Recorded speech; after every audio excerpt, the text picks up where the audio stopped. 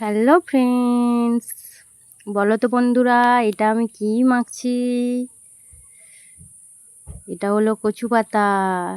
কে কে কচু পাতা খেতে ভালোবাসো প্লিজ কমেন্টে জানাও।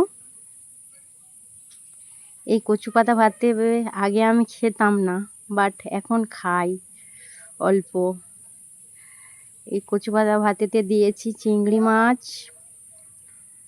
কাঁচা লঙ্কা, ভাজা লঙ্কা, সর্ষের তেল, নুন, পেঁয়াজ, রসুন, আদা সমস্ত কিছু কষে নিয়ে এই কচু পাতা ভাতেতে মাখানো হয়েছে।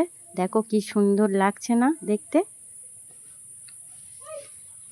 অনেকে তো এটা খেতে খুবই পছন্দ করে।